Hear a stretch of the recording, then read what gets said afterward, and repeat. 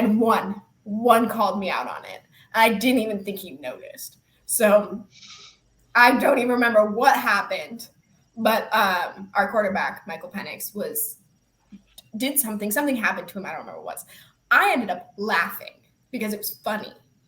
And he turns around and he goes, "What are you laughing at?" And I was like, "Oh, you're going to call me out on this?" I'm like, "Well, I'm laughing at you."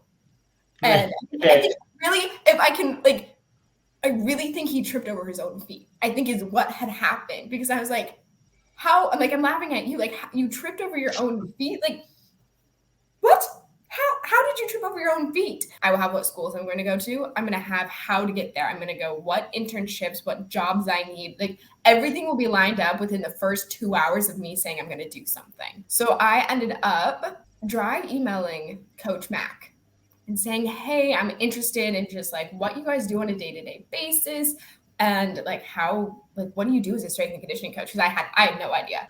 What was it that originally drew you to SNC itself? Originally, it was I loved working out with our patients. So our physical therapist would have them for 30 minutes, and then I would have them for about 25 minutes. And we just got to go through all the exercises. And I loved seeing them get better and improve. And I always knew I wanted to work with athletes. That was something that stayed the same no matter what career choice I chose. So I kind of just took I like working out with the patients. I like working with them in that area. And what career path can I take that uses that? Yeah. And I landed on strength and conditioning.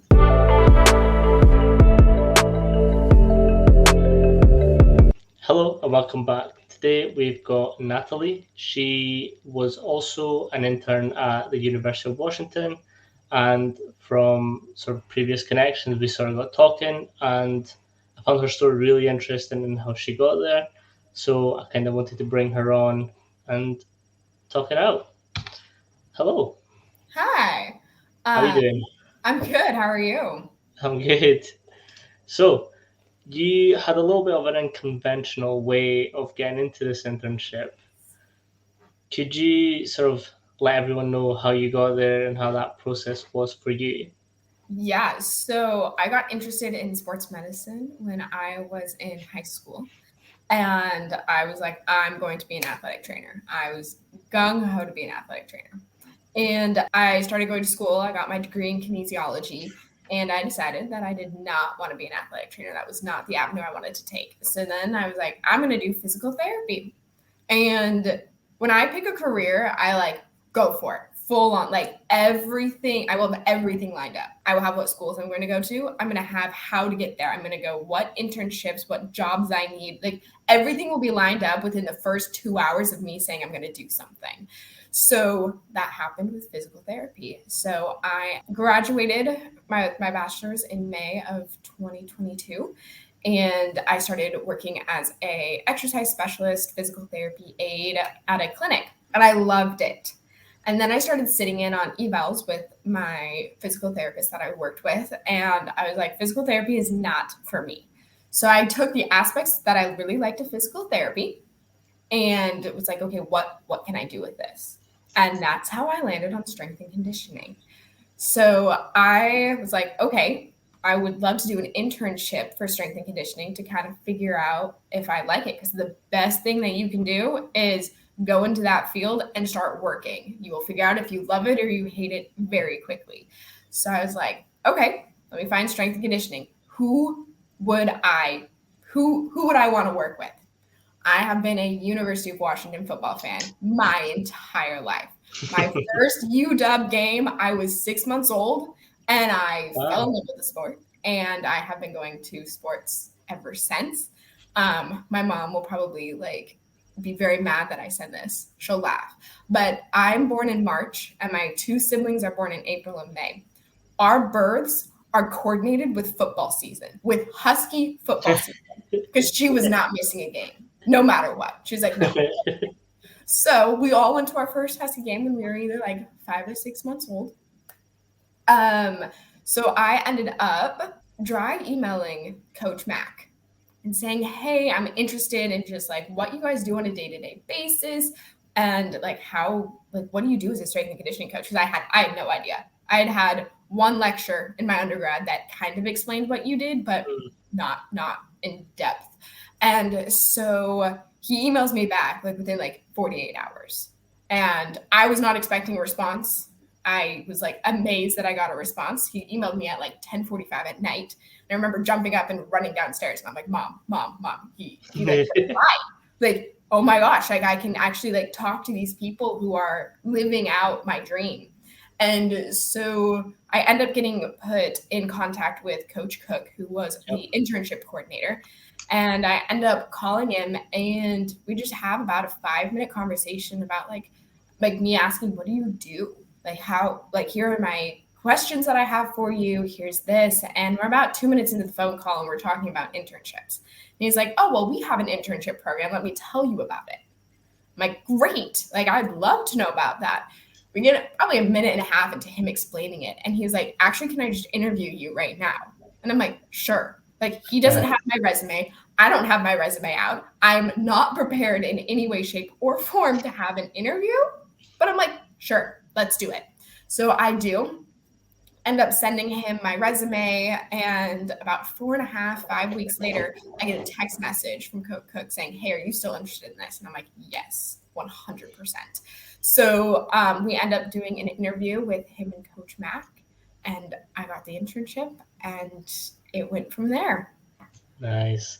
That's something that I found really interesting because I know, like Coach Cook, he's hard to impress, but when you impress him, he's just like he'll go the extra mile every single time.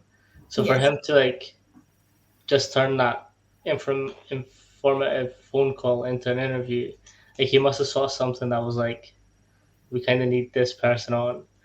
What was it that originally drew you to SNC itself? Originally, it was I loved working out with our patients. So our physical therapist would have them for 30 minutes and then I would have them for about 25 minutes. And we just got to go through all the exercises. And I loved seeing them get better and improve. And I always knew I wanted to work with athletes. That was something that stayed the same no matter what career choice I chose. So I kind of just took I like working out with the patients. I like working with them in that area. And what career path can I take that uses that? Yeah. And I landed on strength and conditioning. You did mention that obviously you always knew that you were going to be in some type of sport industry. Yes. What's your sort of history with sport and your career through sports? Yeah, so I was a swimmer for 11 years.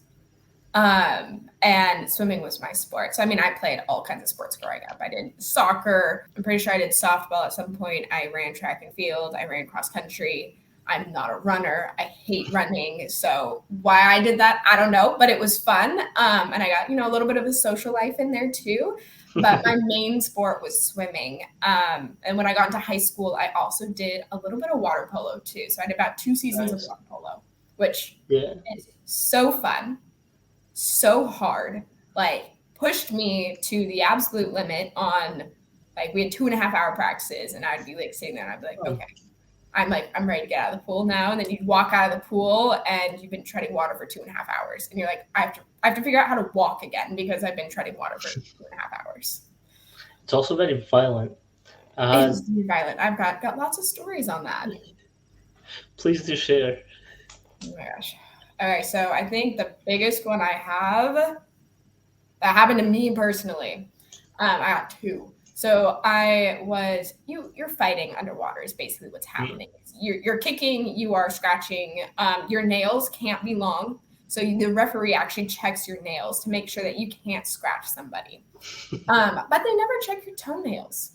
So I had one girl who would like file her toenails into points and then just like rake them down your legs. So now you have like blood all over your legs. So that happened to me once. And then I was also kicked once. So I was kicked in the side and there was a definite outline of a footprint on my side because she'd kicked me so hard. So that had bruised. And then, the other one was the girl who just raked her nails down the back of my calves and it did not feel good. I was like, I think I walked out. I think there was blood, and I was like, "Oh, I'm bleeding. Whoops! Like didn't know that was happening." But yeah, no, that it's a pretty bad story. But those are my two good stories. Yeah. One of my old lecturers was a water polo player. She had some interesting ones too, but the sharpening the toenails, that's a new one. It was a new one for me too. I was like used to almost everything. We had like a girl get her eyelid split open. We had a ton of things happen that you're like, okay. And then, but the sharpening of the nails, I'm like, that was very intentional. That was like, Yeah. I'm going to go in and you end up scratching people and it's just going to bleed when you scratch someone. So I was like, Yeah. okay. I mean, swimming does sound like a safer option now. Yeah, it does. It's like you're in your lane. You're not like fighting other people and trying to get a ball into a net. You're more like, oh yeah, I'm swimming for a time. So you're swimming against other people, but you're also swimming against yourself. Yeah. So how was your progression through swimming? Yeah. So I started swimming when I was like 7 or 8. Mm. I fell in love with it. I could not swim 25 yards, which is what you had to do to get onto the swim team that I was on. But you had to swim 25 yards. So my parents ended up taking like, I don't know. I think that it was like weeks and weeks and weeks. It was probably like only like a week of taking me to the pool and having me swim so I could swim the 25 yards. So I finally did that and I joined a summer league swim team and I fell in love with it. Like I am a fish out of water. Like there's water around me, I'm gonna want to jump in. I cannot survive without water. I lived in Riverside, California, which is more deserty for about a year, Mm. and there was no water. Like you're in the desert, so it would be like an hour drive for me to even get to the beach. And I was like, nope, I need Right. like access to water because at home I live in Kirkland. I'm 10 minutes from any beach on Lake Washington. So I was like, I need water. That's a new criteria for wherever I live. So, but yeah, so I did summer league for years and years and years. And then I started high school swim team, which was brutal. I am Mm. not a morning person, and we had to be in the water at 5:15 a.m. Yeah. And I was like, what? No, no. But for the months of August to like through November, I was a morning person because you have to be in the water at 5:15. So it was kind of like a natural progression of doing like summer swim team and then going into like high school swimming. So Wait. I decided against doing like I don't remember what they call it. It's not select, that's for soccer, but like you're like year-round swim team. Mm. You're like super competitive, and I'm competitive, but I'm not ultra competitive, and so I wouldn't have thrived in an environment like that. I thrived more with the like summer swim team where yes, we're competing and we're having fun, but Mm. it's not like competing is your main goal because that wasn't ever my main goal. My main goal was never to always win. I didn't have to be the best of the best. I just wanted to be able to have fun and push myself while I was swimming. So, Yeah. mhm. Nice. So with that, what's the biggest difference that you found between water sports and land sports? That I'm good at water sports, I'm not good at land sports. Um, I have horrible, horrible hand-eye coordination. Like, you see me throw a football, it's not going to go where the person is. It's veering off to the side. It does not work. So with water polo, the nice thing is I can get the ball in the general vicinity of where the person was. I Mm. didn't have to get it directly to them, like because it just bounce in the water and then you could grab it and go. So like with a basketball, if I just throw you a basketball, if it bounces, it can bounce any direction and you're gonna have to go run after it. Swimming, it's like water polo was a little easier. I could just get it in your general vicinity and you could just reach out and grab it and then you're good. So I think that was the biggest thing for me is I can't and I don't like running. So most land sports involve a lot of running. So I could sit there and I could swim the length of our pool. I was like pretty fast doing that in water polo. But running, I'd be like sitting there like, oh, hold on, I need to bend over, I need to catch my breath. like uh, running on land and then Mm, swimming are very different in how you breathe. And so I yes. could sit there and just swim miles. Like I definitely did that. I would swim across lakes, have so much fun doing it. And I wouldn't really be out of breath. I mean, I'd be like, okay, I just worked out, but not like I'm bent over, like hands on knees, huffing and puffing because I cannot take a breath. I'd run like 25 yards. I'd be like huffing and puffing, couldn't get a breath. And I'm like, I was an endurance athlete. I'm like, how in the world can my breathing not be top notch when I'm running? So running just kind of cancels out majority of land sports. And then the hand-eye coordination. Like you give me a baseball bat, I'm not gonna be able to hit a baseball. Like I can't pitch. Like Yeah. a soccer ball. Mm-mm. Nah. Now, is the timing of sort of breath intakes is completely different when you're in the water and when you're not.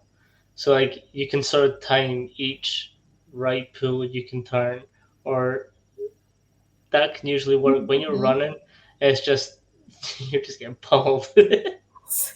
What's your educational background? You've sort of touched on. So if you just go through sort of how you got to where you are just now. Yeah.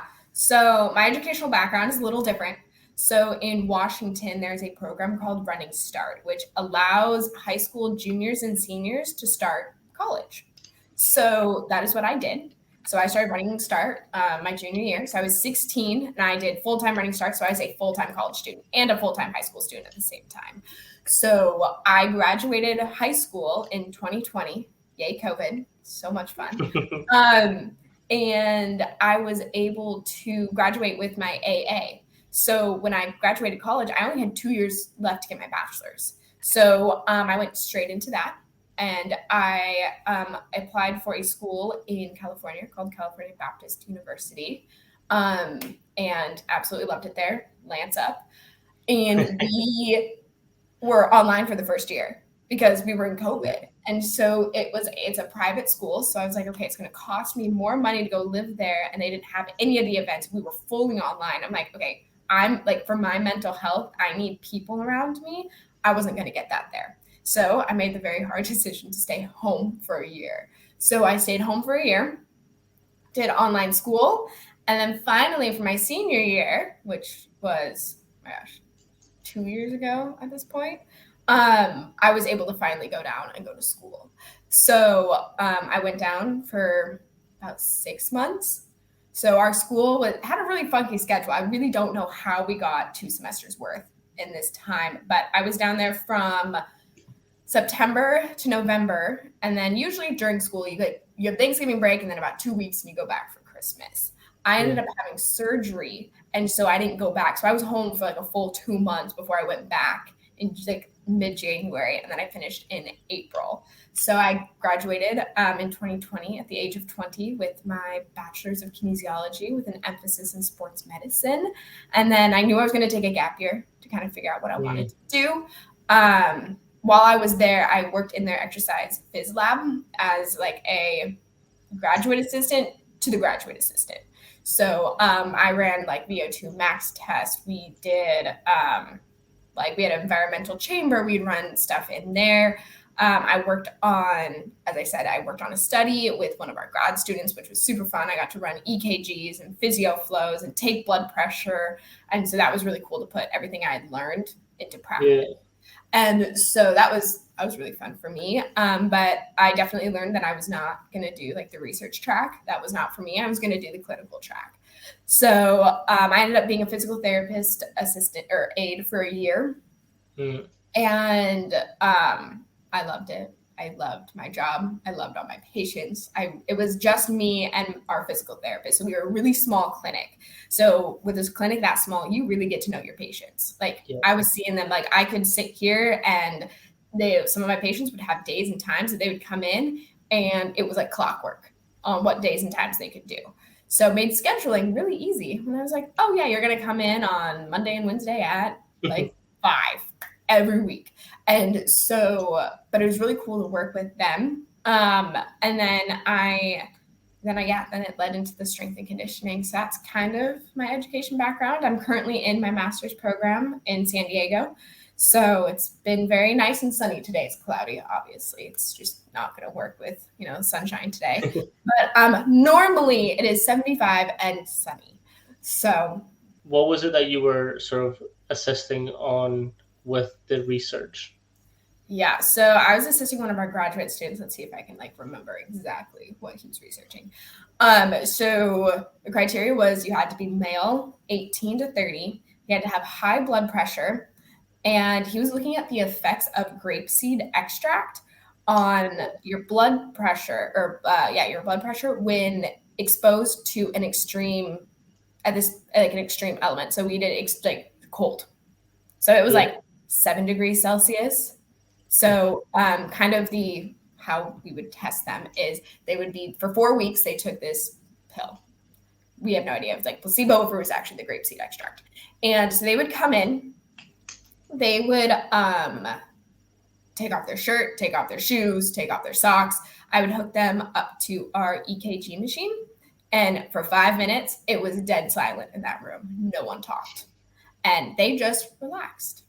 So they relaxed, and we took that for 5 minutes, and then they would get up, and we would take their blood pressure, and then we attach them to a PhysioFlow machine, which kind of just gives you a little more information about your heart. Mm. So instead of putting your EKG, it goes on your wrists and on your ankles, and then it goes on your chest. This just goes on your chest, so it gives you your heart rate. It gives you your output. It gives you how much blood's going in and how much blood's going out with each pump. And so we hooked them up to one of those and took their blood pressure again. And then they had to stick their hand in 7 degrees Celsius water. Put their hand in the 7-degree water for, I want to say it was 2 minutes. I could be wrong, but I want to say it was 2 minutes. Might have been a minute. And then take their hand out and then take their blood pressure again to see what happened. Did it jump? Did it stay the same? Did it drop? And then they were free to go. And so we did that. They came in once a week to do that. So we see each patient about 4 times. Nice. So this was sort of to lead on to the next one. So is that most of what you had to do as a graduate assistant? Yes. I was the assistant to the assistant. So I did a lot of that. I did a lot of we had groups of students come in who were taking research methods. So they would come in and they'd have to run their own research. And so I would be helping them. They'd be I don't know how to set this up. I don't know how to calibrate this machine to do a VO2 max. How do I calibrate this to do a Wingate test? So I'm sitting there and I'm helping them calibrate everything because I knew the computers. There was a specific way you had to calibrate the oxygen for when you did a VO2 max test. So I would do all the calibrations for that. We had a environmental chamber. So I definitely, one day I remember I was in interview attire. I was interviewing a physical therapist and a strength and conditioning coach on the east side. She was based out of New York. And so I was in interview attire. So, you're at slacks, a top and a jacket. They were doing an experiment with 90 to 95 degrees with 80% humidity. It's hot. The electrodes that was on the guy who was riding the bike for 8 minutes kept falling off. So I had to go in there and hold the electrode, which when you are in interview attire, it's hot. It's not you're in shorts and a t-shirt, which is what I normally would wear. And so I'm sitting there just sweating because I'm in there. It's 80% humidity. It's 90 degrees in there. It feels 110. He's exercising, which, outputs. He's breathing harder, everything. And so I'm sitting there holding all these electrodes onto his body.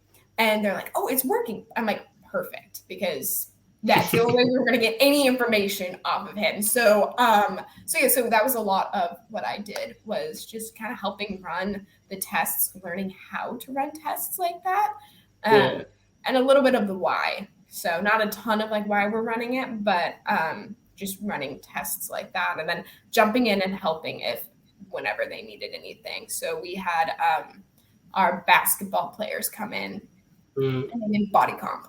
So we had 3 or 4 of our professors taking body comp, and then I was there to like jump in if needed. I wasn't needed, but it was really cool to watch. Be like, oh my gosh, like we have our basketball players in here, and it was like my first exposure to athletes, and like just that little exposure of me like watching how body comp worked was like, oh, I want to work with athletes, like 100%. I want to work with athletes. So, what was the main difference that you found between your rehabilitation patients or people to then athletes? Mentality is very different. So, your goals are very different.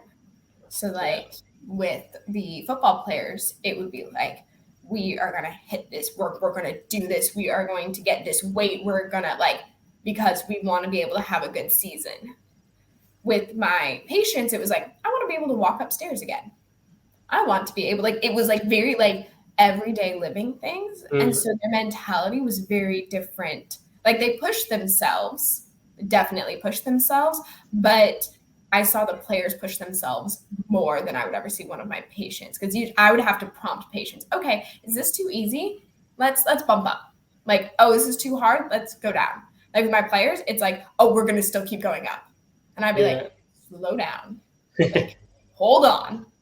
And they also were like, since they were in the racks, they were matching each other. So it'd be like they'd have the competition edge of, oh, I want to be able to lift more than you. Oh, I want to be able to do this better than you. Where my patients just had me. And some of them definitely would make me do things because it was very funny when I had one patient who did that. They have to do something called towel curls. And so basically you put a towel on your feet and you take your toes and you curl the towel. Every single patient I know hates these. Every single one. He was like, there's no way you can do this. I'm like, I can do it. Like, I can do this really easily. Like, I don't have a foot injury. I can do this pretty easily. We ended up doing it. And I mean, I'm getting through 3 rounds before he's even getting through 1. And he goes, okay, never mind. You can't do that anymore. I'm like, I'm going to be able to do this better than you can. So with him, it was very competitive. So he found what I was horrible at, which is balance. And then I got to do a lot of balance. But yeah, so I'd say mentality is different. And then with my patients, I'm more talking to them and like talking them through how to do things. With the athletes, I'm coaching them. So it was very different on like, yeah, I'm coaching my patients too. I'm having to tell them how to do the exercises. Like if they're doing something wrong, I'm like, okay, make sure you're doing this, or focus on this area of your body. I want you to be feeling it here. But with the athletes, it was like, you're going and then we're going really fast. So it was also a very like a tempo thing too. It was very, very fast paced with the athletes. It was very slow paced with my patients. So how did you find that switch going from sort of a slower session to then having to be hyped for your athletes coming in? It was a shock to my system. It was definitely a shock to my system. Like just overall, like the entire experience was a shock to my system because I've never done something like that before. And like the first day you go in, Coach Cook was like, okay, here are your rack assignments. Go, coach. And I'm like, I've never done this before. What am I doing? Like I was like, I don't know what I'm doing. How do I coach? Like I don't even know how to coach. Like I can sit here and go through exercises, but then I'm like, so I'm like a watcher. So I'm like, I'll watch you do your exercises to make sure you're doing them right. And if you're doing them wrong, I'll sit there and I'm like, you're doing this wrong. What are you doing wrong? And it's not like automatic. It's like it takes me a second of watching you to figure out what's happening. And so that was really funny with my athletes because they'd be like, why are you watching me? I'm like, well, I'm doing something wrong and I'm trying to figure out what it is. Where with my patients, it was normal for me to do that. Yeah. So, it was definitely like, oh, like, okay, no, I'm not going to watch you this intently because I want to make sure you're doing it right. Because I'm so used to being one-on-one. It was very much like, it was so much more fast-paced. It was, I was not sitting there like having an entire conversation with you about like what your cat did that day. Like I was sitting there being like, okay, let's go. And I got more vocal. Like at the beginning, I was not vocal at all because in the PT realm, if you don't see a mistake, you don't correct it. Yeah. So it was like, okay, you're doing it great. I didn't say anything about you're doing it great. With them, it was like, oh, you constantly remind them. Like, oh yeah, make sure you're doing this. Okay, with this, make sure you're doing this. Okay, with it, like you're just reiterating the same things over and over again. The coaching cues. And it's coaching cues. And I was like, what? Why are we doing this? Like, I already told them once how to do it. Why do I have to tell them again and again and again if they're already doing it perfectly? Yeah, I So, think Coach Mark put it the best when I was there. So I think we were doing some back and forwards on the field, and we were shouting left foot, right foot. But like that to us is simple because we're not getting exhausted to that point where our brain sort of reserves as much energy to do that activity that it switches off. So by us being like left foot, it gives them that little cue to be like, okay, it's my left foot that's going down, it's my right foot that's going down. And I think it is very repetitive, and I get it, but at the same time, it's exactly what you said. Why am I correcting something that's already correct? yeah. So it was a switch, because if I did that with my patients, they'd be like, Natalie, this doesn't, like, why are you doing this? This doesn't make sense. This doesn't help me. But then with the athletes, just like you said, it does. Like, I was one of the people who would sit on that line and yell left and right foot. Yeah. And it was like all the players are yelling it too. So like, Mm. everybody is like yelling left foot, right foot. And so it helps them, and it helps me figure out how to coach. But it's very different, because if I did that with my patients, they'd be like, what are you doing? Why are you doing that? Why, I'm already doing it right. Like, why are you telling me to keep doing it right? Like, why are you just giving me cues? And I'm sitting there, I'm like, but it would happen. Like, I would sometimes, my PT self would go into the weight room. Sometimes my weight room self would go into my PT clinic, and having a very small clinic, if I like yelled something, it was loud. But yeah, every once in a while, the PT would go into the strength conditioning, and the strength conditioning would go into the PT. For people who aren't aware, while you were at UW, you were doing both. Yeah, I was Yeah. doing both. So the entire time. I think I had like 2 weeks in fall camp, maybe a week and a half, where I was not working 2 jobs. But yeah, no, I would go straight from one job to the next job.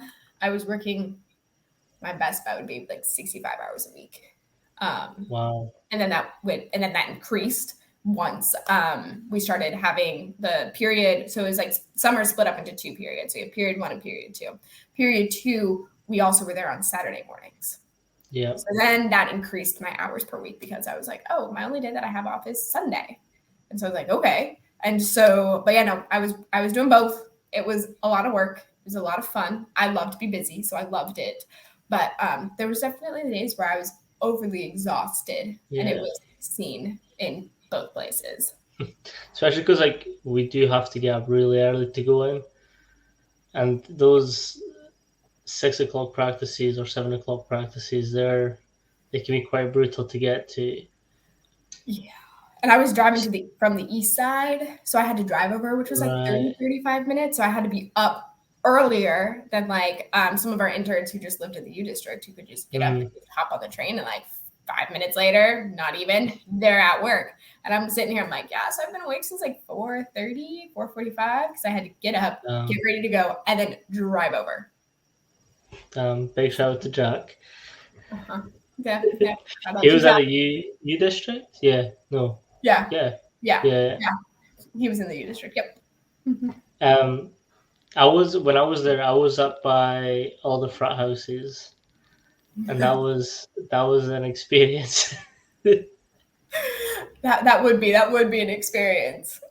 Yeah. So what was it like going from a fan of UW to now coaching at UW?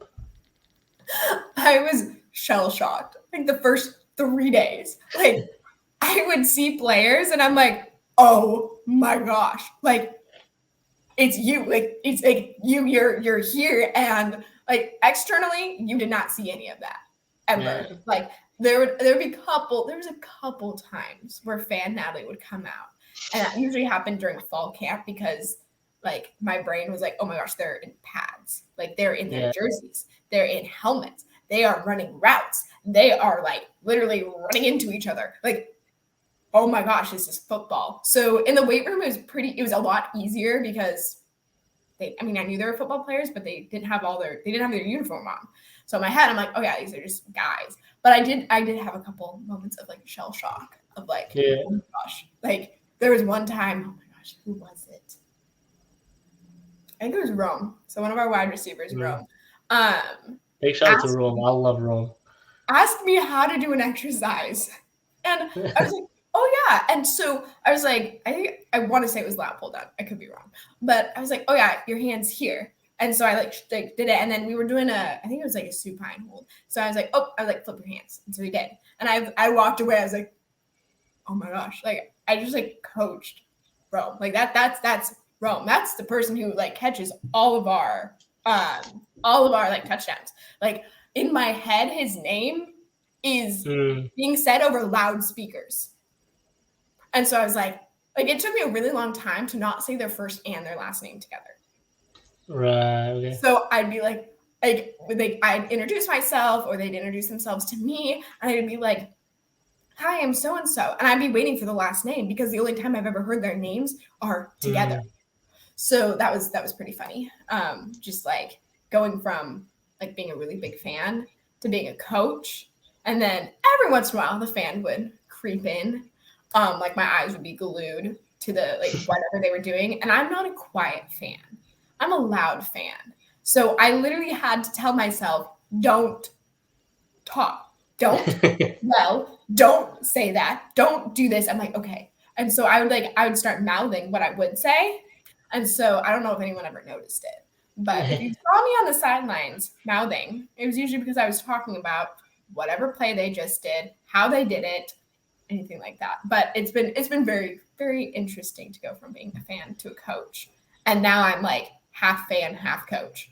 Because I'll watch the games and I get to totally fan out because I get to watch them on TV. Or I'm traveling to a couple of their games, so I get to go watch them there. But I get to be a fan. But then I'm also a coach too, on the other hand, where it's like, oh my gosh, like I just saw, like, oh, who did 2-point conversion? Jaden Green this past week did a 2-point conversion. And I sat there, I was like, that was so cool. Like, that was the coolest thing in the world. And so, like, as a coach, like, I was really proud of that. But as a fan, I was like, that was so cool. Yeah. So I definitely bounce back and forth.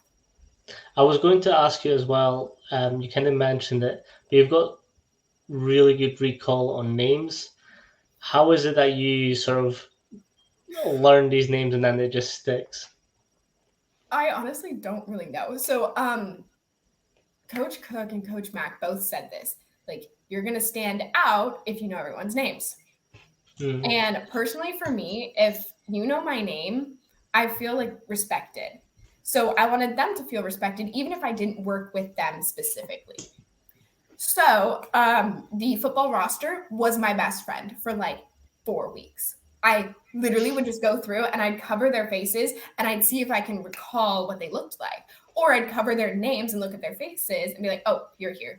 You're this person. You're this person. Like all of our freshmen that came in, oh my gosh, when they come in, like the second week of July, somewhere in there, we had like all of our new freshmen and transfers come in. I knew all of their names because they were already in the roster. So I just knew their names by them walking in. And I was like, oh yeah, you're this person, you're this person, you're this person. And I'm like, okay. And like sometimes it would scare me, but I would sit there and quiz myself as they were out on the field. I can figure out usually who they were. Yeah. Every once in a while, I like mess up on a name. Like there was definitely an occasion where I was asking one player to do something and I just called a completely different player's name. And I was like, that was like, and it's like, I know this player. Like I was like, oh, whoops. That was like out of left field. Yeah. But it was very interesting to kind of like, learn all their names. And they were very impressed. We had cold tubs. So there were these massive tubs with ice and water and they were about like 48 degrees and the boys would get in them after practice. And so I had all of the names and I was checking everybody's name off. And so I definitely had people come up to me or be like, or yell from one of the tubs, hey, what's my name? And I give them their full name. And every single time I did, somebody was like impressed that I knew who they were. And so that was really funny to be like, oh yeah, no, you're this person, you're this person. And I think the more that I used their names, the more that they either used my name or found out what my name was. Yeah. There was a couple of them that I don't think knew my name until the last week I was there. And then they just heard my name be yelled, or someone said Natalie or something like that. And they were like, oh, it's Natalie. And then they would use it. So I liked that too. Because I'm like, okay, you actually like know my name, which to me, that's a huge thing. So I'm like, it's a huge thing for me. It's going to be a big thing for you, or maybe it's not, but I want to treat you the same way that I want to be treated. So yeah, so that's how I memorized all of their names. And I'm just really good with faces and names. So it was not a huge thing for me to be able to do that. It was pretty easy.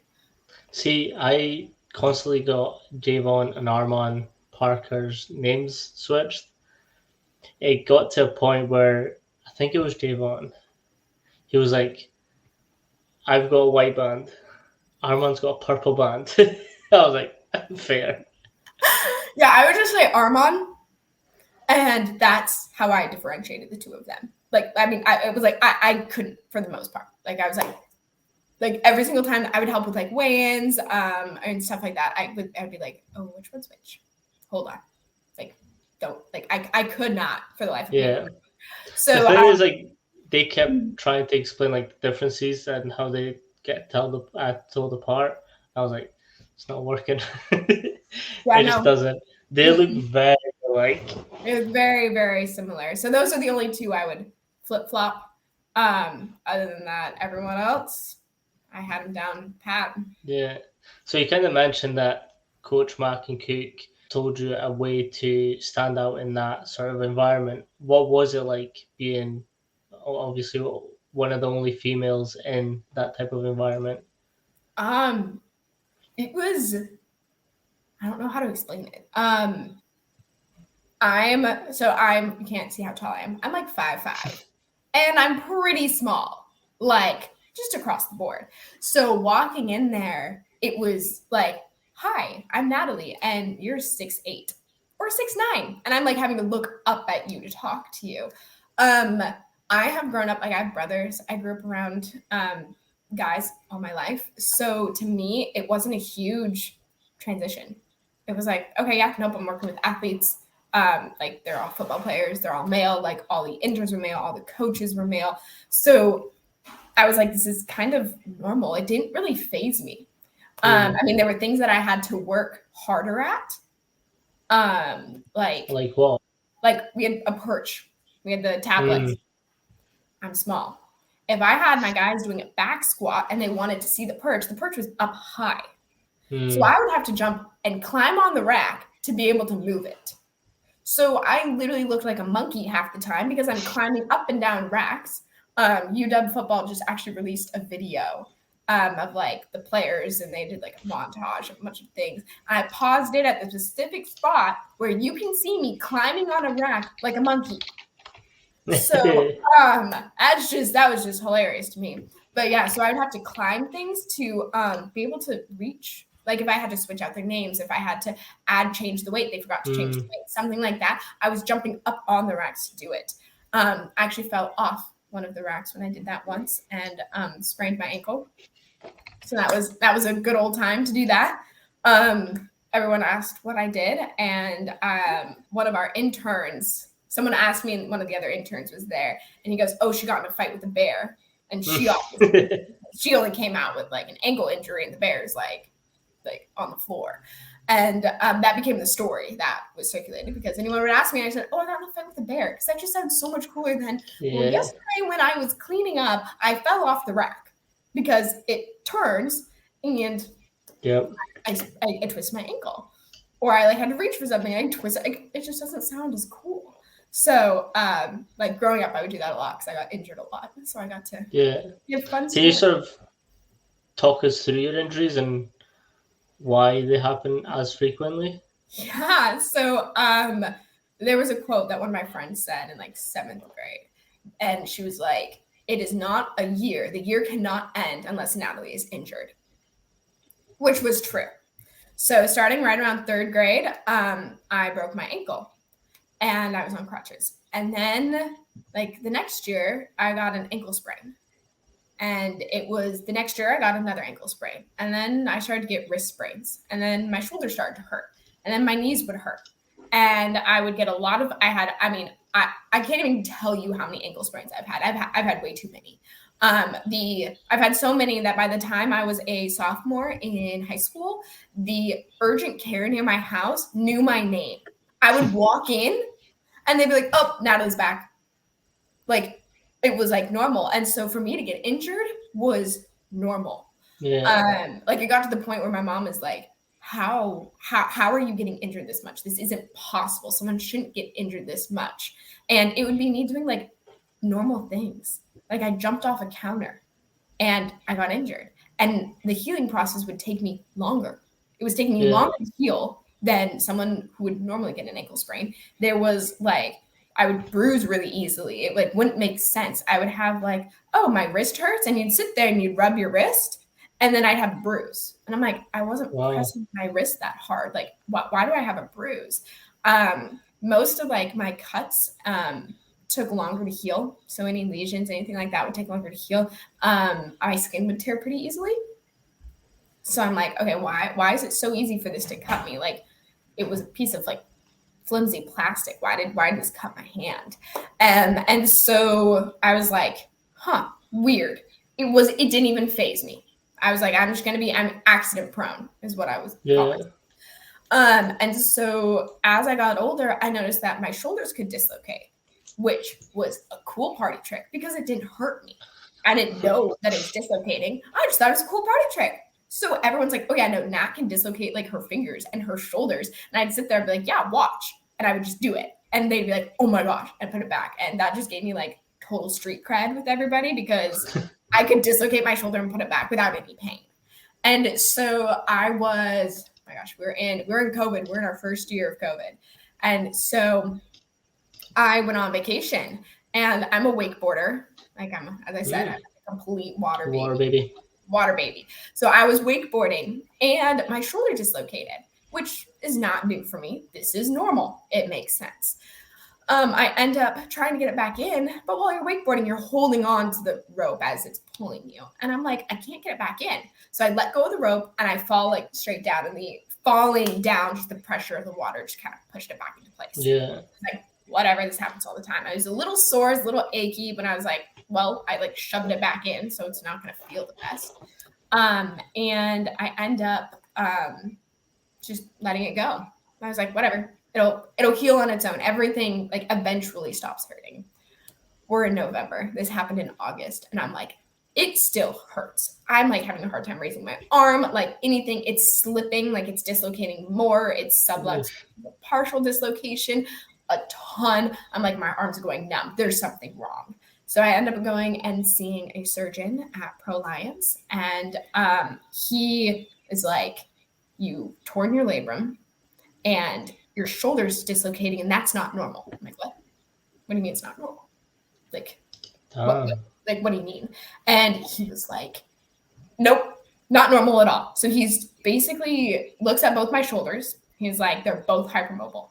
He's like, you're a little hypermobile in other ways. He's like, he's like, you were a swimmer. My stroke was butterfly. So he was not too, he's like, I really think this is just like, you're hypermobile because you were a swimmer. Like, perfect. So I get my first surgery in December of 2020, and it is my right shoulder. And I'm like, okay, we fixed the labrum. They basically tightened the joint capsules so that my shoulder would stop dislocating. And it usually fails right around 3 months. We hit the 3-month mark.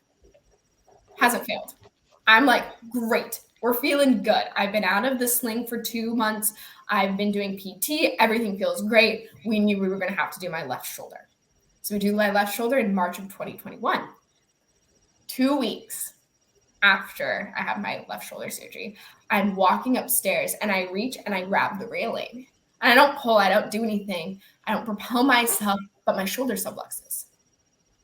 And I put it back. And my mom, I remember this so vividly. My mom was standing at the bottom of the stairs, and I turned around and I lost it. I started crying. I could not. I'm like, no. Like, you can't fail. You're supposed to fail at 3 months, not like 4 months. So I call my surgeon. I'm like, my shoulder's subluxing again. I go back in. He looks at my left one. He's like, okay, it's staying in place for right now, but you had surgery on it 3 weeks ago. And my right one is just like, it's moving again. I'm moving it. I'm able to like sit here and pull on something, and it just drops 2 inches. And he's like, That's not normal for that to do that after I just did this surgery. So then we kind of looked into genetic conditions. So through that, I got genetically tested for something called Ehlers-Danlos syndrome. It came back not negative, but like I have like the recessive genes for it, which is a recessive gene condition. But my strand, there's 13 different subtypes. My subtype cannot be diagnosed through a blood test. So they don't know exactly what changes in my DNA made me have trouble. So it has to be diagnosed through a clinician. He was like, I don't have enough experience to diagnose you, but he's like, I'm pretty sure you have this. All my PTs were like, I'm pretty sure you have this. I ended up meeting with the doctor, like highest you can go. And he was like, yeah, he's like, you have this. Because I also have, my second cousin also has it. So it's hereditary. So I suppose if you've got the genes, then it'll... Yeah. So not everyone has it, but it pops up. So she has it. She was also a swimmer. And so it was like our cases are exactly the same. Like you look at it, you're like, yeah, we're exactly the same if you put us like clinically next to each other. So so about 4 months after my left shoulder surgery, that one failed as well. So basically I'm too hypermobile in places that you're not supposed to be. So like my favorite example is one that does not hurt me. But if you look at my elbows, when I straighten my elbows out, they automatically hyperextend. So they're not straight and flat like they're supposed to be. They automatically hyperextend. My knees hyperextend. So basically Ehlers-Danlos is a connective tissue disorder. So for me, it's mostly my ligaments that don't work right. They just stretch. So like I've had I've like subluxed my collarbones. I've dislocated my shoulders. My fingers dislocate. Then my patella also dislocates on my knee. And it causes injury because when you dislocate something, it's not supposed to dislocate. That's not normal. So when it has to go back, you're chipping away at bone. You're tearing whatever structure is in there to kind of help cushion anything. So like my meniscus got torn a lot. My labrums are there. I know I have at least like 2 tears in this one and 3 tears in this one. And then you have the whole dislocation fun thing, but I bruise easily. My skin tears. You have a lot of like digestive issues sometimes, and every single case of EDS is different. So like my case, according to myself, is pretty mild. Like there are people that I know that are wheelchair bound that can't move. There's a subtype of EDS called vascular EDS, and your heart doesn't work properly because the muscle walls are too thin, and there's a really early mortality rate for that. So most people don't see like the age 45 if you have that. So everyone's different. It's like there's not a lot of research on it.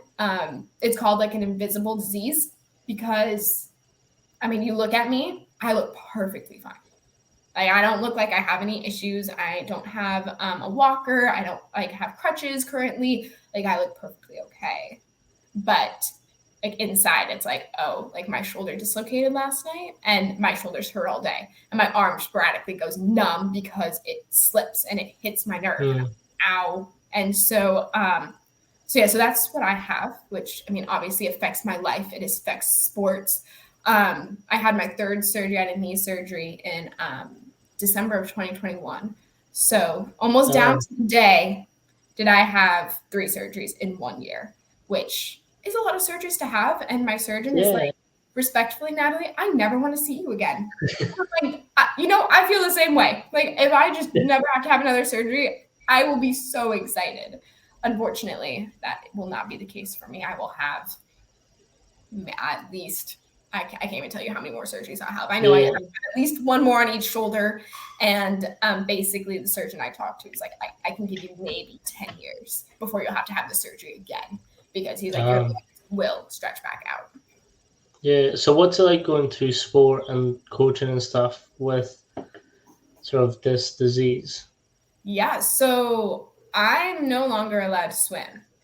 So I don't like that answer. So I have basically I've recovered from all my surgeries. 2 of them have failed, but I've recovered from some of them, at least my knee. But I want to be able to get back to swimming. I want to find a way to get back to swimming. But for the time being, I'm not really allowed to swim. So I can swim to save my life. If I'm dying, I will save my life. I will swim. I will not sit there and be like, I can't swim my shoulders. I will choose life over limb, always. But like completely swimming, like competitively swimming, I can't do that anymore. Swimming to work out, I can't do that anymore. So it was like my sport was taken away. Like I can remember crying in my surgeon's office when he's like, Natalie, you can't swim. And I'm like, what? Like, no. This is who I am. Like, no, you cannot take away my sport. So he did. It was a choice, that I had to make. And thankfully I had finished my high school swimming career.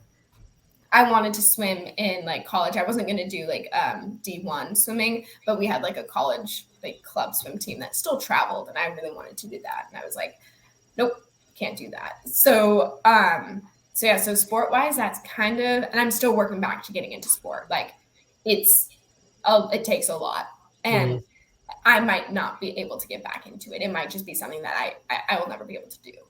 But I'm working towards it. It takes a while, but I'm working towards it. And then I have to be able to hold my body together. So I work out a lot, but there are things I cannot do in the weight room. So like any bar stuff, can't do. I try to do a bench press with a bar, and my shoulders are dislocating out the back. And I go, whoa, nope. Anything overhead, I don't do, because it'll just go for, like, they'll dislocate. So I'm like, yeah, if you see me trying to do like a, oh my gosh, what overhead movements? Like if I do like a power clean, nope. Not gonna happen. So yeah, so I just like definitely kind of like let them not. I don't do stuff. Like, I work a lot on stabilization, so I do a lot of so much. I was explaining this to someone because they asked how I worked out. I was like, I use a lot of stabilization methods to get. So I'll do bench press, but I do it with dumbbells to stabilize my shoulders, to make them stabilize, and I'm also doing it with a lot less weight. So like I can't do a lot of like farmer's carry. Nope, my shoulders would dislocate. Wow. So I have to adapt a lot of what I do in the weight room to like what normal people can do to what I'm able to do. Yeah. So how have you found taking that stabilization part of your program into sort of the work that you did with the return to play guys? Yeah. So I worked with a couple of our return to play guys, and I don't know how to explain it. I basically took my PT background and my background, and it was like, okay, we're going to work on stabilization. So it's like, I want to see your shoulders back, and I want to see them down. I don't want to see them up moving. Like you're shrugging, you're doing this. I don't want to see any of that. And so for me, like, especially when I like program, I don't use a lot of machines, and I don't use a lot of barbells because I can't use them. So in my head, I'm like, I just forget that they're there. Like I know they're there. I just completely forget that they're there. So so with our return to play guys, it was, you have a mentality aspect too. And I'm like, I get this. Trust me. I get this. Like you are talking to somebody who like completely 100% understands where you are. And like, I'm like, you have the benefit of going back into your sport. Like I don't have that benefit. Like I'm working towards it, but the chances that I would actually be able to do it are very low. Yeah. So what's the conversations like with the guys in terms of trying to get them to optimize what they're doing right there and then to get back into the sport? Obviously, knowing your history as well. Yeah. So I have a lot of conversations about that. But like my thought process with certain things, and I definitely would say things like, okay, you injured this part of your body, but that's one aspect of your body. You have your entire body. Like, okay, you have a hand injury. Great. We can do a bunch of lower body stuff. Mm-hmm. Okay, great. You have an ankle injury. Perfect. We can sit here and I can sit you down and I can modify how you do certain things. So now you're still working up your upper body. Like you can't run on a treadmill. Great. Let's put you on a bike. Like let's get your cardio in. So basically taking the like planned like exercises that they had to do Mm-hmm. and modifying it for them so that they were able to do it. And so I didn't have a ton of conversations around that with them, but but a big thing that I thought about was, okay, like you don't want to sit here and do nothing because now you're going to be further behind. Like, yeah, we're going to have to rehab your ankle, but we can keep the rest of your body like still going so that when you get back into it, you can go straight back in. You're not behind everybody because you didn't do anything for 6 weeks. Yeah. So for you then, how was it adapting to this new change that you weren't able to do sport and sort of getting yourself to a part where you're working towards at least trying to do something? Yeah. So I definitely had probably like so my year of surgeries, I was in physical therapy offices. Like that was my weight room because I couldn't do anything. I also was afraid to further injure myself. So Yeah. for a long time, I wouldn't I didn't do anything because I'm like, I can't with my shoulders. Like I can't. Like I'm so afraid of further damaging my shoulders. I can't do this. So there was my year of PT, and then about a year of me being like, no, I can't do this. Like I don't want to modify anything. I don't want to injure myself. Yeah. So I didn't do anything for a year because I was so scared of what I would do to my body. So it was probably right before I graduated college. There was like a mentality switch, and I was like, Mm-hmm. no, like I can do this. I can basically rehab my body and then strengthen my body. And so there was a little bit of a switch, and then I had about 6 to 8 months where I would do only banded work, like Mm-hmm. maybe 2 pounds, maybe 3 pounds. Like I was so scared to pick up any weight because my shoulders would dislocate opening a refrigerator door. So I was like, nope, not going to do anything because I don't want to further damage my body. Yeah. Uh, and I was like, but through that, like I took a class, and so I was like, through that class, and then being in a physical therapy office, I'm like, no, I can do this. And then I think I really like actually started strength training probably right around the time I started the internship. I Right. figured out like, okay, like how to modify things because we had to modify things for guys who were injured. How to do this, how to do like how to plan this, how to like how do you take like a shoulder press and make it easier, make it harder. So I started doing that with myself. And then I really started strength training. And it's like I sit there and like yesterday when I was working out, I was like looking at myself in the mirror and I was sitting there and I'm like, no, you can do this. Keep going. Like Mm, you can do this. You got to keep going. Like you can do this. And like with my shoulder presses, I think I'm at like 14 pounds now, like in each hand, like dumbbells. And I'm like, to me, that's so impressive when like I would do it with 1 pound and that scared me to death. So I'm like, oh, I can do like actual shoulder presses. Like, wait, what the heck? Like, they're working. My shoulders are stabilized. Like, they're not falling out anywhere. And so I also would always feel really embarrassed because I had to go like 2 pounds to be a yeah. shoulder. And I have like, our guys doing shoulder presses. I don't know. They're like, what? I'm going to throw out a number. And every single time I threw out a number when I was there, they either proved me wrong. And they're like, no, Natalie, I can do more. Watch me do more. And I'm like, okay. The number I'm going to throw out is like, I was saying between like 50 and 70 pounds when they were able to do like shoulder presses. And I'm sitting there and I'm over here like, my 3 pounds, like this is all I got. And so I would get really embarrassed because I'm like, no. And then I didn't want to have like someone be like, oh, you're not putting in the work and the effort. You're just like slack. Mm, When 3 pounds was really hard. So I had to get more comfortable in a gym and in a weight room and like being around like the guys, it helped. To be like, okay, yeah. because sometimes some of them were like, yeah, no, I can't do this weight. And they would just stay where they are while everyone else is jumping up. I'm like, oh. like I can do that too. Like it's okay for me to do that and like not have to sit here and explain why Yeah. I do this. So yeah, I'd say I probably started strength training about 6 months ago. Nice. I love it. It is so much fun. I've seen pretty big improvements in certain areas. Yeah. I So mean, the thing is as well is like it's all down to individual goals and individual achievements in a sense.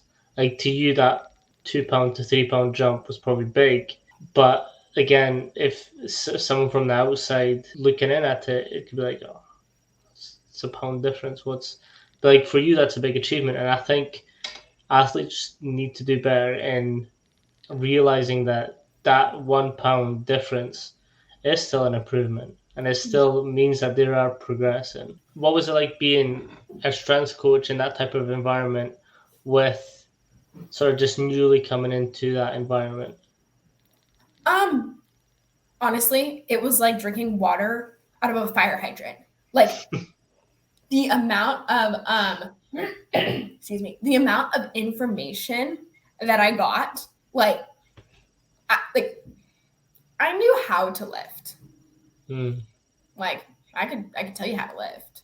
I can tell you how to do a back squat, but I never had to sit there and coach somebody through a back squat. So, or like the amount of exercises that I was introduced to that I didn't even know existed. But I'm literally reading our programs. I'm like, what's this? What's this? What's this? What's like literally like I can remember certain times where I'd have Ian, one of the other interns, or Kieran, who's one of our other interns, like I'd be like, okay, here's the entire program. I know 3 exercises. There's like 20. Like we got to go through them all. So they both were amazing and would take me through all of them because I'd be like wide-eyed, like deer in the headlights. What am I doing? So it was a very steep learning curve, like mm, because I was learning how to coach. I was learning all of the movements. I was learning, I mean, I'm learning everyone's names. Like you have to build relationships with the players. Like they needed to trust me. So I had to build a relationship with them, which is really hard in a weight room. I'm like, mhm. take me out of a weight room setting, I can build relationships no problem. Like in our physical therapy setting, I can do it perfectly because I'm sitting there talking to them for 25 minutes. In a weight room, I'm not sitting there and talking to them. It's a Yep. hi, how are you? Good morning. Like that's it. Like maybe how's school going? Other than that, you're like in rhythm and you are Yeah. going. You're not sitting there chit chatting. So it was a lot, especially being like the same age as the players. Mm, Is I'm so young. Like I want to say for at least our first batch of interns, Kieran was the closest person to my age, and he's like 7, 8 years older than me. And so he right. had 7, 8 years of experience, and then everyone else is still older than me, like substantially.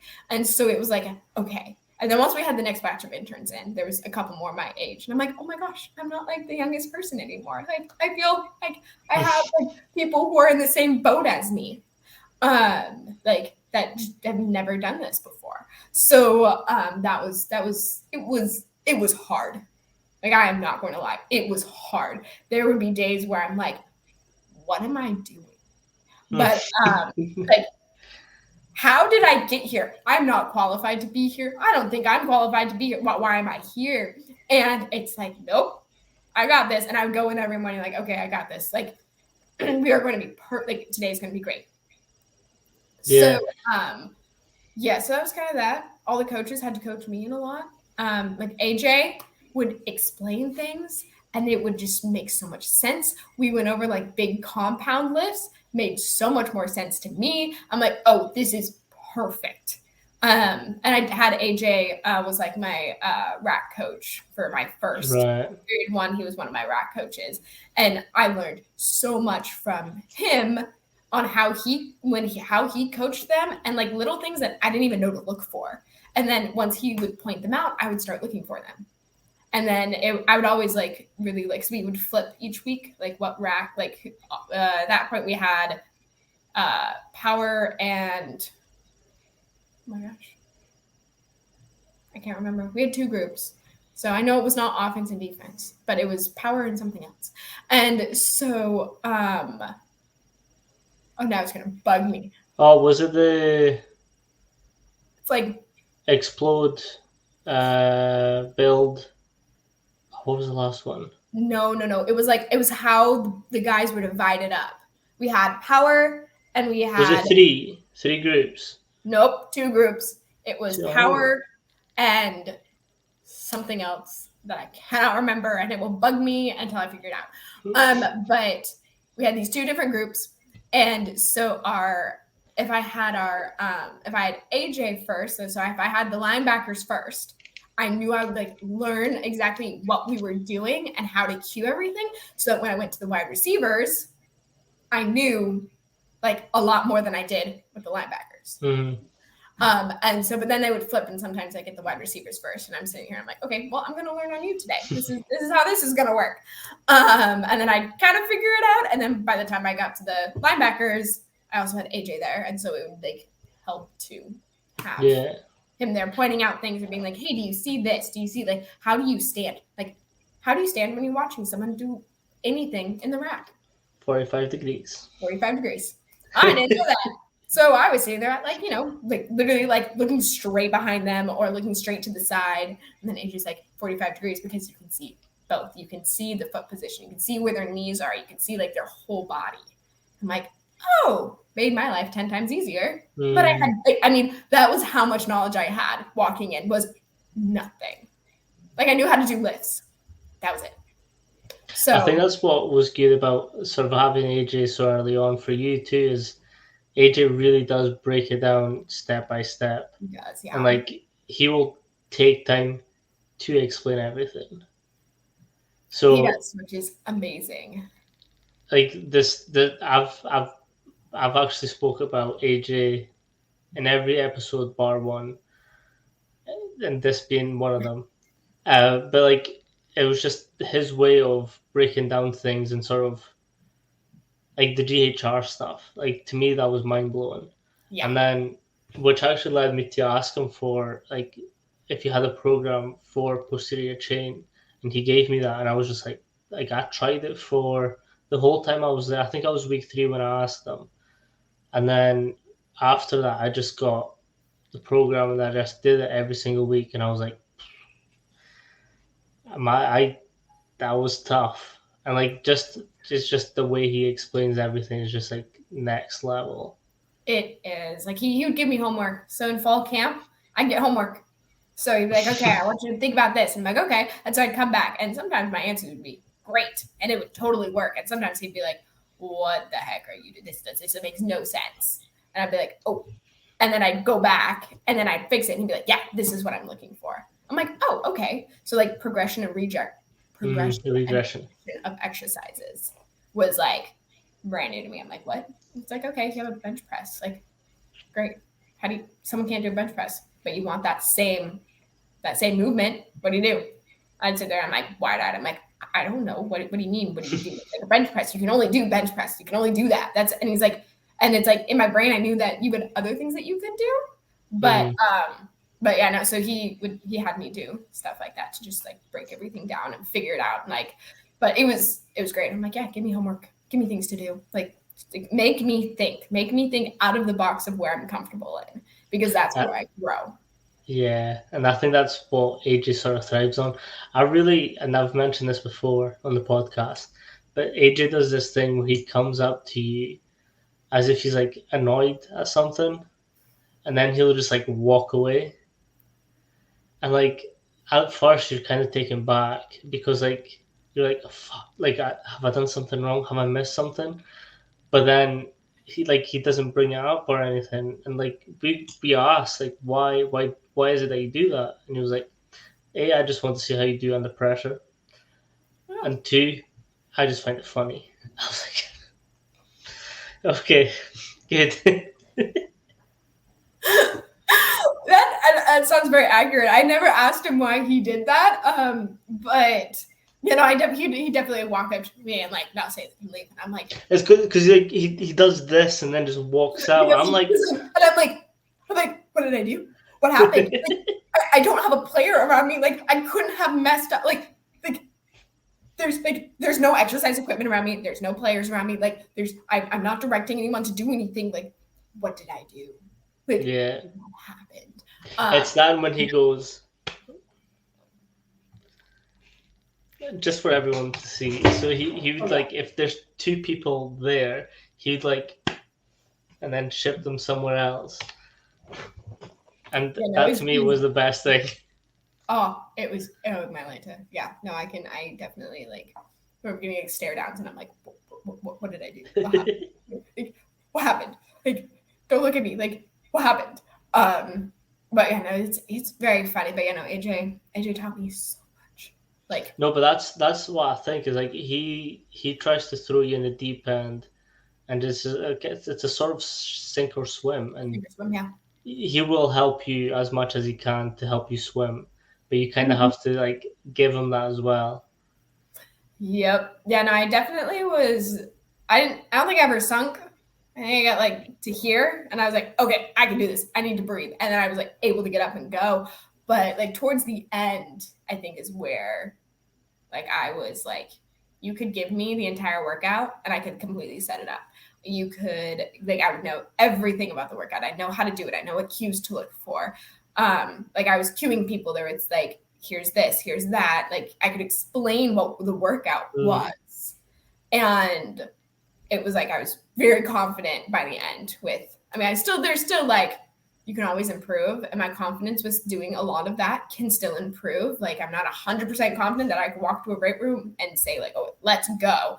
But I am like 20 times better than I was when I first walked in and I was sitting there, yeah, how do I even like talk to these players? Like you're putting me in and I'm supposed to just tell them what to do and they've never met me. They have no idea who I am.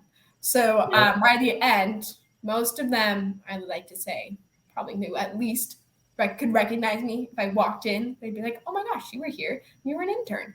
Um, but some of them which know is my also name. Yeah. something that was kind of interesting about like your pathway through UW is you sort of so you usually just stay for one sort of camp. So for me, it was a summer camp, but you actually had two camps with them. Yes, yeah, so I had period one, which was like mid-April to like the first week of or sorry, mid-April to like mid-June.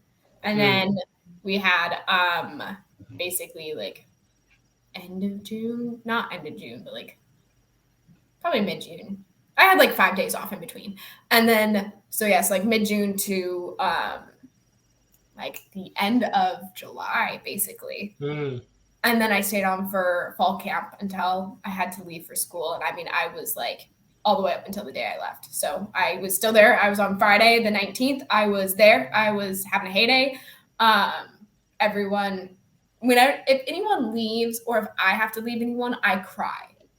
So it was very funny when I was like sitting there and I'm like, okay, I'm going to say bye to you. And I was like, bye. I'd give him a fist bump. I'd give him a high five. And I'd be like, don't cry, don't cry, don't cry, don't cry. And I didn't cry that day. I got into the elevators. I cried. I bawled my eyes out. I was like, oh my gosh, I'm leaving. Like, yeah. And then so the next day was Saturday, the 20th. And I started driving down to San Diego that day. So yeah, I was there for that 5 months. yeah, Five, which yeah, is 5 months. which is quite like a good time to get to learn the whole process and way. Mm-hmm. What was your favorite part about it? Oh my gosh. I don't know. Um, I would have to probably say the players. Like I Mm, am a people person. Like the more people I can meet, the happier I am. So just getting to meet all of them and getting to know. I mean, I know some of them better than I know others because it's like I worked with them. But just like getting that was like so valuable to me of like being able to get to know the players. So that probably on like the person like the what filled my pot was probably that was mm, getting to talk to them, getting to interact with them. And it was like I got to meet 100 and like what 19 new people, which for me is absolute heaven. I love meeting new people. So that was great for me. So like and then building relationships with the players. Like having like people be able to like joke around with me or like I definitely had multiple players because I was always by the cold tubs take water out of it and spray me with water and me being able to turn around and I'd have 10 players and I could be like that one was you just did that. I can tell. So like just being able to joke around with them in that way mm. was just amazing. Like I loved it. And then academically, I don't know, I learned so much. There was a lot I learned. I mean, my favorite thing that I probably learned was everything that AJ taught me about like progression, regression, how to do certain lifts, like what to do coaching cues on was so valuable to me that like that's something I will take through my entire career. That will be everything I use in my career will be based, like some of that will just be based off of that. I think that, I mean, learning to kind of get along with different personalities Yes. was probably a really big thing because I get along with almost everybody. Like, I'm pretty chill, but like some, especially like some coaches, some players, like it was like they'd either be like really quiet and really shy. And I'm not really quiet and really shy. Like, in general, like you put me in a big group like that, I'm usually a lot more reserved. Get me in like smaller groups, I'm a lot less reserved. So like I'd have to like talk to guys or like talk to different coaches, and it would be like, okay, how do I like personality wise, how do you get along with absolutely everybody? Because 119 people, you're gonna have like every single personality that you could probably possibly have. So I would say that was a big learning curve for me. It's like, okay, how do I talk to you? How do I do this? And I was like, I could swear some people did not like me at all. And they'd be like, Natalie, you did such a great job. Like, I really liked it. I'm sitting here and I'm like, what? I didn't think you liked me. Like, I legitimately think that you like did not like me at all. And you're sitting here and you're like, oh my gosh, you came into like work with a smile every day. And I'm like, what? I totally thought you didn't like me. So, but yeah, so definitely getting along with different personalities and then how to communicate. Yeah. How did you find your way like through navigating through all these different interpersonal? A lot of trial and error is probably my best bet. Like I am undeniably me 100% of the time. Like you do not get a persona with me. You don't get a fake me. You get me constantly. So, like I definitely will dumb down a little bit. Like if I'm like super passionate about something, I'll sit here and I'll talk about it and I'll start talking faster and you'll be like, slow down. Or like, wow, you have way too much energy for right now. But I kind of just learned to roll with certain things. So I would like I can think of one thing that would probably normally I like my embarrassment level. I don't get embarrassed very often, but it just went completely down with being around them because I would say things all the time that just wouldn't make sense or would like I'd be like, oh wait, that's not what I meant. I meant this. And so there was one time we did the run. We ran up the Space Needle. That was like 3 days after I sprained my ankle. So I was not running up the Space Needle, but I was telling them where to go. Up in the Space Needle. Which was not fun because I had to go up and down the elevator like 4 or 5 times. And I can't do the combination of heights and elevators. Doesn't work.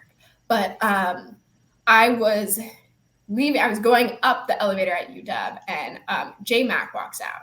And I go, good morning. And I go, good evening. I was like, good afternoon. I was like, no, good evening. And I like corrected myself like 4 times within like a 2-second span. And he's laughing. And he's like, Natalie, it is 10:30 at night. And I'm like, I know. Trust me, I know. And so like little things like that, I just had to not be embarrassed about. Just roll with it. Okay, here we go. And so it was harder to kind of interact with them because the fact that I'm a girl, it was just harder. I'm not really able to joke around with them like the other coaches were able to joke around with them. There was boundaries and lines that I had to set in that couldn't be crossed. So I had to figure out how do I have how do I have a like professional relationship with you that isn't crossing any boundaries or any lines. So that was hard for me to kind of figure out like, okay, because the first 6 weeks, I had no personality. I didn't think I smiled very much. It was like nothing because I'm like, I'm not going to show you because I'm like, no, I'm not going to have any personality because like this is work and this is how it's going to be. And I'm not going to have a relationship with any of them because like, I don't like, no, I want anything to happen. No, we're not. No. And then I was like, okay, that's stupid, that I have to have a working relationship with these people. Like, Mm-hmm. I coach them. That's not feasible. That's not me. So once the second batch of interns came in, I think that a lot more of my personality came out. I got more comfortable where I was. Like, I knew the players at that point, so I was more comfortable. And then I got to know the interns, and the interns and me, like, we all, like, we did. I think I saw them almost every single day. Like, no joke, every single day. Yeah, what was the phrase? You knew I was going to bring this up. Okay, the phrase is, we're going to make like a baby and head out, which I said on a hike that I went with Jack, Juan, and then it just went from there. And so, like, literally, you can ask any intern who, like, hung out with us, like, on a daily basis. And if I say, let's make like a baby, I could hear 3 people go and head out. And it was like, I'm like, I just instilled knowledge on you. Like, here you go. But yeah, so kind of figuring out relationships with the interns helped me with the players. So being able to hang out with them helped me to, like, have my personality come out more with the players. And then, like, I started talking to them more. I started joking around with them more. Like, it was like, oh no, it's okay for me to do this. And so it's okay for me to joke around with you. Like, I can let my personality show. So that was kind of like how I created, like, relationships with them. I would also, if they did something really funny, I would laugh. And then they would never call me out on it. I had one called me out on it. I didn't even think he noticed. So I don't even remember what happened. But our quarterback, Michael Penix, did something happened to him. I don't remember what it was. I ended up laughing because it was funny. And he turns around and he goes, what are you laughing at? And I was like, oh, you're going to call me out on this? I'm like, well, I'm laughing at you. And I think really, if I can, like, I really think he tripped over his own feet, I think is what had happened. Because I was like, I'm laughing at you. Like, you tripped over your own feet? Like, what? How did you trip over your own feet? But yeah, so I'm pretty sure. And he was like, what are you laughing at? I'm like, you. But no one had ever called me out on me laughing because I would see everything happening and I would laugh. Like, if something was funny, I would laugh. And I had never gotten called out. So that was the first time I was ever called out on, like, laughing, like, on the sidelines. And he's like, what? He's like, why are you laughing? And I was like, oh my gosh, like, why? Like, why? Don't call me out on this. Like, no. But yeah, so that was like it was just like I totally forgot the point of my story. There was a total point to that story. Talking about interpersonal relationships, but like it got to the point where, like, they would start calling me out on little things like that. A couple of the players would, and that helped me kind of create, like, a working relationship with them because of that. So I kind of had the similar thing where I was trying to be this coach who's very professional, very, like, just very, like, there's time to have fun and there's time to work. Yeah. And one of the players did something that kind of annoyed me, but I just let it slide, and I went to speak to think about it. Just I didn't say names, I didn't say anything because there's no point. It's done now. I was like, what would you do in that situation? He was like, just let it go. There would be a point where I would have got right at that, but, like, you have to let your human side show as well. I think Coach Mark does a really good job at drilling that in. And if he makes a mistake, he owns it up straight away. And he's like, guys, I messed up. And then he'll just, like, explain why he shows that human side. Because you don't want your players to feel like you're a robot and you always are perfect. Because if they see you mess up or fuck up or do something wrong and then call yourself out on it, they'll be like, oh, okay, so this is obviously to Division 1, very high pressure, very high dynamics going on, but you are still okay to mess up and you're still okay to get stuff wrong. Yep, I definitely had an experience where I had told 2 athletes, hey, I need you back in this room at this time. One of them didn't hear me. And so I expected them to be in the room and they weren't. And so they obviously you'd have to do some form of punishment for something. And so he did. And I was like, that was my mistake. Like, that was me thinking that you heard me and I didn't make sure that you heard me. So I like walked up to him and I was like, I am so sorry. Like, that one's on me. Like, that was on me. That was totally my fault. And I remember sitting there and being like 4 months ago, I don't know if I would have said anything. But like, it's like watching like Coach Mack, like when he makes a mistake and you have all the players going, okay, 3 up downs, because that's what they have to do. It's like watching him, and he does them. And it's like, he's owning up to the fact that there was a mistake made and it was his fault. And it's like, yeah, it's showing your human side. And so for that, I was like, oh yeah, it was like second nature for me to be like, I am so sorry. Like, that was totally on me. Like, and it was like, that one was just on me. Yeah. And it was like, right. It's like, you also have this human side. You have the coach side, but you also have a human side. And I just wanted them to be like, okay, I'm a coach. I'm not human. Like, I'm a robot. Like, nope. And then I was like, this isn't feasible. This isn't going to help me. And I feel like I did better the second half because of the human aspect of like, oh, like, nope, that's not what you're supposed to do. Or it'd be like halfway through a set of something and I'd be like, racket, like, you need to, like, I got a lot better at telling them, I need your weight down. Like, I wouldn't argue with them, but at the same time, I'm like, nope, I want your weight down. If you like, I don't like, you can't do this, like, weight down. And so, or it'd be like, hey, you aren't hitting like this little number box that they want you to be hitting on verge. Like, let me see if we can do something with your posture to see if you can hit it. And sometimes it would literally just be where's your foot positioning? Like, how does this feel? Does this feel awkward and weird? Yeah. Okay. Do what you would normally do. Okay. Normally did. Okay. And then make little tweaks and adjustments from there. And then they'd be hitting blues with the weight that they were at. So I'm like, okay, I don't need to have you like go down in weight. But we just need to fix. It was like just little fixes that I would have to implement, which I don't think I mean, I probably did not do. I know I didn't do as much the first half, or the second half, I just got more comfortable at doing that. And I think that as well comes from like your background of the PT side and like the clinical stuff, where you're noticing these little, and again, it goes back to what you were saying, standing back and watching is a really good, again, 45 degrees, stand back, watch what's happening, what's in front of you, what could be better, what could be worse, fix that, and then it is as simple as that. The numbers just skyrocket. Yeah.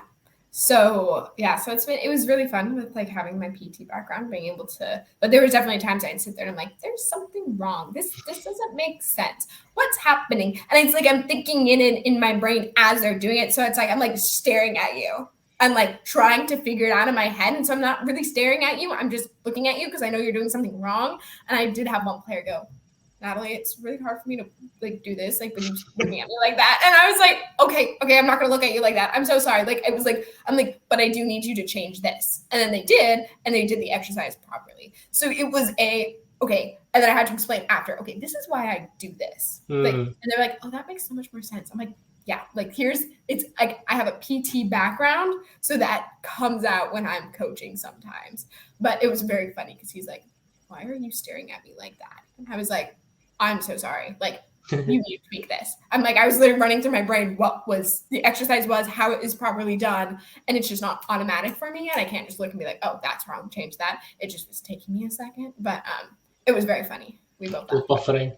I'm like, hold on. The little spinny wheel of like little YouTube wheels. Yeah, whatever little YouTube thing was just spinning. The hamster wheel was going in my brain, figuring out what was wrong. But I definitely did that a lot. So people would be like, you are like, I don't know, one day, I think it was probably Jack who said it. It was like, you have been staring a lot today. I'm like, what? He's like, yeah. He's like, at one point, he's like, I didn't think you were breathing. I'm like, what? I'm like, I was breathing. Like, I would not be here if I wasn't breathing. But I was staring a lot. And so I was like, yeah, well, this was happening. Like, I was trying to figure out what was going on while they were doing exercises, and it was just that all were making the same mistake, and it just took me like 3 people going through to figure out what the mistake was. So yeah, I was like I was staring for like 3 minutes, 4 minutes while they were all running through trying to figure out what was happening. But they're like, are you okay? I'm like, yeah, no, I'm fine. Like, my PT background is just coming into play right now. Yeah. So, what would be a piece of advice that you'd give up and coming S&C coaches or S&C coaches just starting out? Yeah. So obviously, I'm very, very new. Like I'm 21. I just started my strength and conditioning journey, but I would say don't be afraid to reach out to people. Like how you get anywhere in the strength and conditioning world, if I took anything from my internship, is connections. It's like you have connections everywhere. Like how this interview is currently, or this podcast interview is happening, is connections. Like out to Jack. Yeah, shout out to Jack. Isaac too. Yeah, but like that, I never would be here if it wasn't for those connections. And so don't be afraid to reach out to people. Like I literally just found my dream team and said, I'm going to work with the University of Washington Huskies football team. That's my dream. And I was like, you know what? I'll just send this message. Like, just see what happens. So my best piece of advice is don't be afraid to reach out to people and don't be afraid to mess up. That's something that I hate doing. I like to do everything perfect the first time I do it. That doesn't happen. In life, in general, it doesn't happen, and especially in the strength and conditioning world. So there'd be times I'd have to be like, I don't know how to do this, or I don't know what this is. How do I do this for the safety of my athletes? Like it was like a safety concern that I'm like, oh yeah, I need this. Or I'm 100 pounds and I'm pretty small and I don't have a lot of muscle, and combined with my EDS, I can't spot you. Like I mean, I can, but like I would feel safe if I had to in an emergency situation, I would. But I feel safer having another player or another coach spotting you. So I would be like, hey, I wouldn't be afraid to be like, hey, I need you to do this. Can you do this? And then being like not afraid to mess up, because you're going to mess up. I messed up multiple times. Like there are things that I didn't do perfectly every single time. There's people's names I got mixed up, even though I knew them. Definitely can think of a time where I did that. And like it ended up with like one of the coaches having to call them and be like, did you get in the cold tub? And they're like, yeah, I did. Like I literally talked to Natalie and I just totally didn't check off their name and I don't remember talking to them.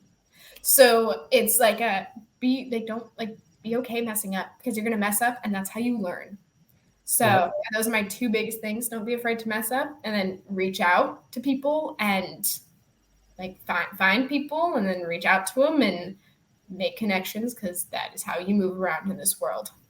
How would you recommend coaches connecting with other coaches? Honestly, you could do what I did. I mean, I dry emailed Coach Mac, which obviously I didn't think I was going to get a response, and then I did. And then I had the most amazing experience of my life. And here I am talking about it on a podcast. But I think like social media, so many strength and conditioning coaches use social media. So I remember Max saying, like, you can follow people and like their stuff and comment on their stuff.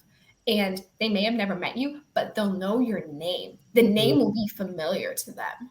So I just say, like, follow like strength and conditioning coaches, and also follow like orthopedic surgeons or athletic trainers or occupational therapists or physical therapists, because they are all in the sports world. So like I built a relationship with one of the athletic trainers at Udub, and it was all based off of Taylor Swift. Like first time I ever... Yes, it's not Jackie. No, it's Anna. Anna, that was it. So I follow Anna on social media. I have found other people who still work in the sports world, but they're not strength and conditioning coaches.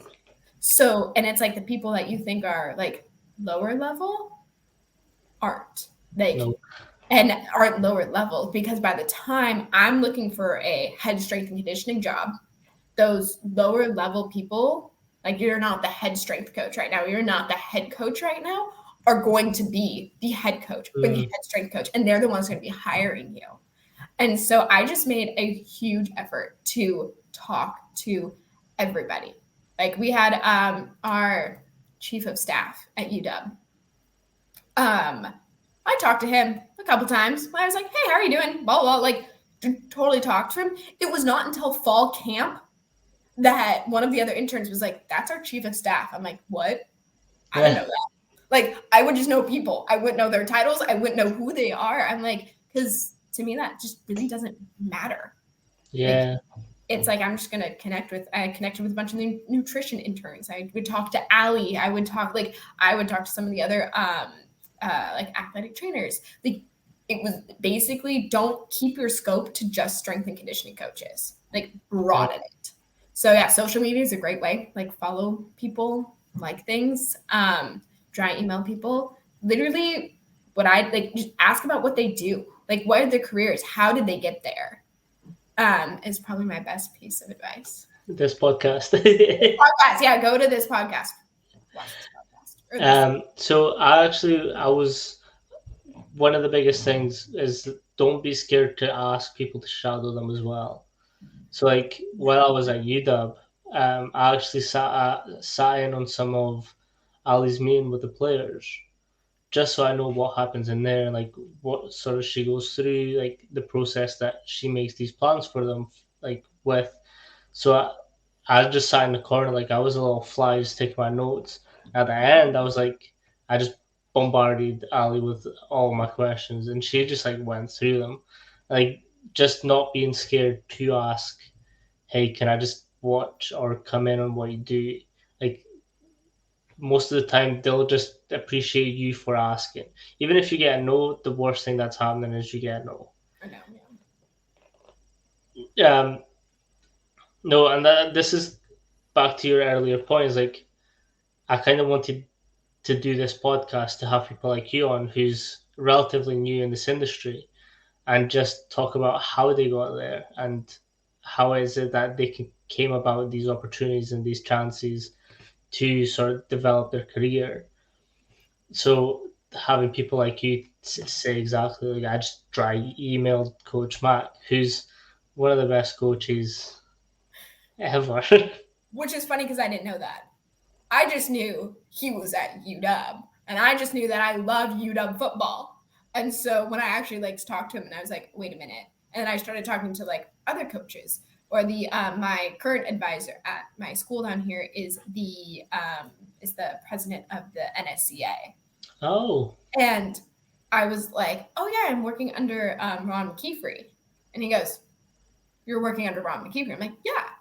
Yeah, I'm like, "Do you know him?" Like, I was like, I'm like, what? Like, I don't like, I haven't been in sports. I'm like, I didn't know who he was. And then he was like, "Yeah, I know who he is." And I'm like, "Oh," he goes, "He's written books. Like, he's like one of the like top strength and conditioning coaches." I'm like, "Oh, cool. Like, nice. Like, I get to work with him. That's like super cool." But yeah, no, I had no idea. So yeah. So yeah. funny story is I read his book before I got the internship. Mm-hmm. Um, so I read the book. I think it was a year before. I then applied for the internship. I got the internship, and I like the coach got announced and stuff, and I was like, I mean, sounds familiar, but I just left it. I was like, sounds familiar. I don't really care who I work with either. I just want the opportunity. Yeah. So it wasn't until like we officially met, like through like video call, and I was like sick. So I then go back to this book that I had read, and Mm-hmm. I check the name, and I'm like, wait, this name's familiar. So then I go check the email, I check the book, I'm like, it's the same name. So I was like, not only have I read this like Coach Mark's book, but now I'm going to be like sort of under him and just like getting Yeah. to like know his processes. So that was pretty cool to me too. Yep. Yeah. His book is on my list of things to read. So Good. I have Both a of them. couple of them. But yeah, that one's on my list. Perfect. Thank you so much for your time, Nat. Is there anything you want to plug, your socials or anything else? Yes, I can put my social media up here. Do I just say it? Is that how I do Yeah, it? I just say what it is? Okay. I can pull it up as well. Okay, so I'll pull it up too. Yeah, it's just gonna be at so it's my Instagram, but it's at Coach Natalie McCALLUM. So yep, there I am. This is the gang. Yes, there's the squad. Oh, it was such a fun summer. It was so much fun. You'll see my love for Taylor Swift in there too. So that is definitely top tier content. But yep, there we are. You just have to love the Taylor Swift. But yeah, follow me, message me if you have any questions. As I said, I love to talk to people. So I'd love to talk about my journey and how I got here and any questions you have. EDS is really complicated, so people always have questions. So feel free to hit me up. Perfect. Thank you so much, Nat. Okay, thank you so Cheers. much. Bye.